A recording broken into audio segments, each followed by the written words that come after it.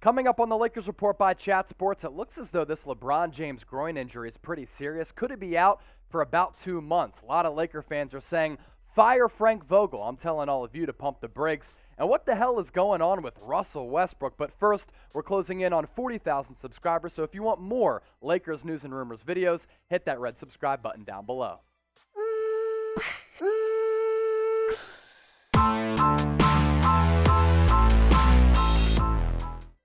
Welcome into the Lakers Report by Chat Sports. I am your host, Chase Sr. We start off today's show with getting into the latest on this LeBron James groin injury, which he had suffered last week.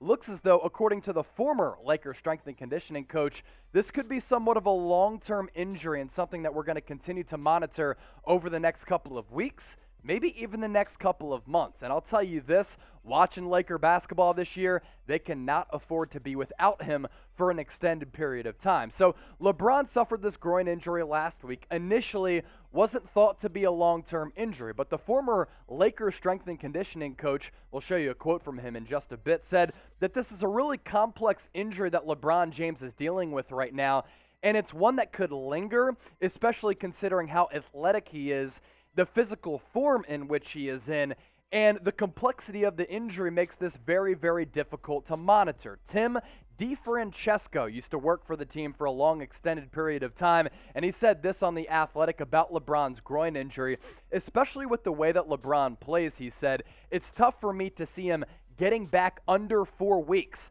That's pretty telling. He worked with the Lakers from 2011 to 2017. He continued on by saying, then again, he's a different dude, so I wouldn't put anything past him. These are such delicate injuries that can respond to rest with pain relief quickly, but they are highly susceptible to re-injury if returned too quickly." Now, this is a concern for me because LeBron James is getting older in age. In December, he's going to turn 37 years old, and over the last couple of years during his Lakers tenure, he has dealt with some of these soft tissue injuries. We think about LeBron James as being indestructible, this guy who is always available for his team and his teammates, and that has been the case throughout his illustrious basketball career. But this is now another injury in his Lakers tenure that is piling up on yet another injury. It's been the groin, then the ankle, now the groin yet again, and the Lakers can't afford to be without him for a long period of time because this is a really top-heavy roster, one that does lack some athleticism and explosiveness, and defensively, you've seen them get picked apart throughout the course of the early going so far. LeBron,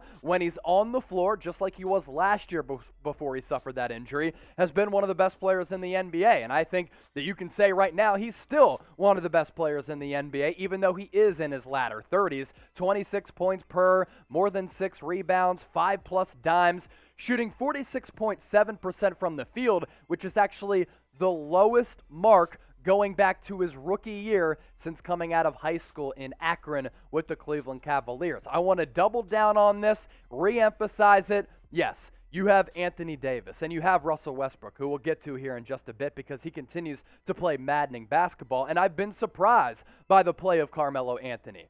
But LeBron James is one of one. LeBron James is built different. When LeBron James is on the floor, you're a title contender. When he's not, you're not.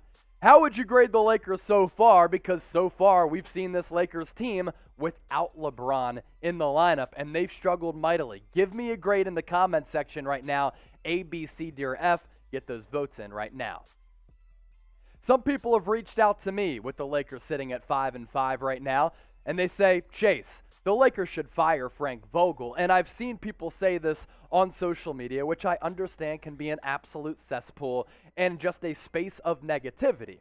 Do people have a point in wanting the Lakers and the Buss family to fire Frank Vogel? Personally, I think not. But the Lakers are no doubt off to a frustrating 5-5 start. Fans have been calling for Frank Vogel's head. He did sign a contract extension during the offseason, which has him under contract through the 2022-2023 season. Now, when you look at what Vogel has been able to do in the City of Angels, he's been really good when this Lakers roster has been healthy. Here's the only issue. This Lakers roster has not been healthy the last 2 years, including this one. But when the Lakers were at full strength in the NBA bubble and during the 2019-2020 season, they won the NBA championship and finished the year 52-19. In that COVID-shortened season last year, they were also pretty good. And think about this. If LeBron isn't hobbled, if AD doesn't go down with that injury, do they beat the Phoenix Suns in the first round of the playoffs? Do they make a deep run in the Western Conference playoffs? And do they match up against a team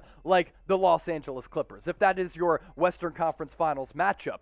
I'm probably taking the Lakers to win the West. And then how do they match up against the Milwaukee Bucks? You might even take Los Angeles to beat Milwaukee for another championship, which would be the franchise's 18th. But here's the deal. Frank Vogel, at his disposal, has not had a full-strength roster. He did win it all when the Lakers were healthy, but they haven't been healthy enough. That's why I'm saying pump the brakes, do not fire Frank Vogel. What do you think, though? This is the beauty of Chat Sports. We love our audience interaction, so your opportunity to sound off and let your feelings be known down below in the comment section. Should Vogel be on the hot seat? Type H for hot, type F for fine. Get those votes in right now. Lakers Report is presented to you by our sportsbook partner, BetUS. Right now, you can get a 125% deposit bonus by going to chatsports.com/Lakers and enter the promo code Lakers125. If you're like, Chase, what do you mean by that? You put in $100, you get an additional $125 back on top of that, and this deal applies for anybody, regardless of where you live in America. You can bet on the NFL, you can bet on the NBA, you can bet on your Lakers. You have to use that link as well as that promo code for that deposit bonus to apply. We shift now to Russell Westbrook. My goodness, he has been a disaster in the early going for Los Angeles this year.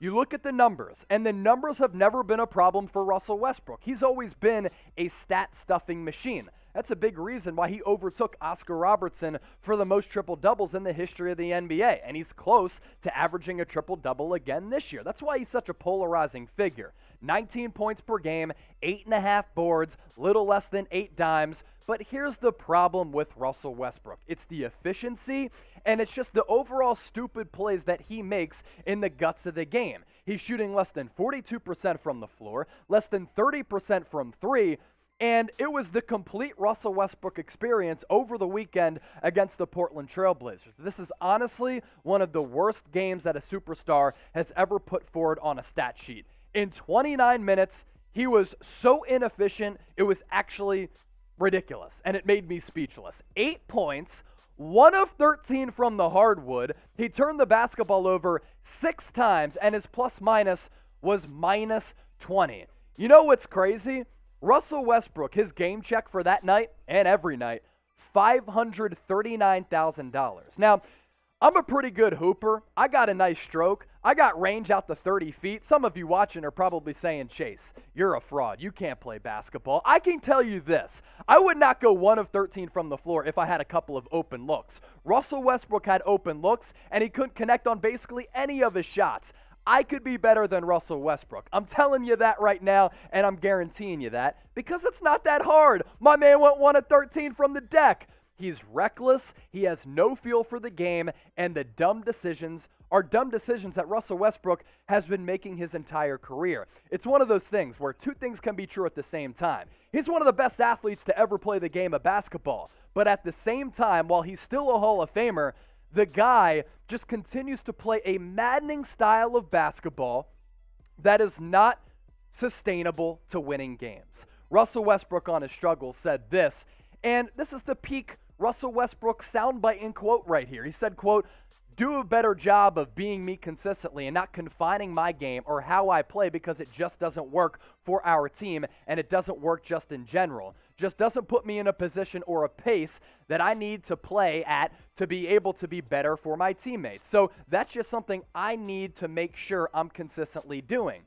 Russ, you've been bad this year. The eye test tells you that. The numbers tell you that. For once in your life, take ownership of you just playing a bad brand of basketball and take some blame for you not producing and being an inefficient player. Instead, he's trying to deflect. He's not taking ownership of the truth. And the truth is, while he might not work in this offense, take some blame for you going 1 of 13 and continuing to just chuck up shots and shooting less than 30% from the floor.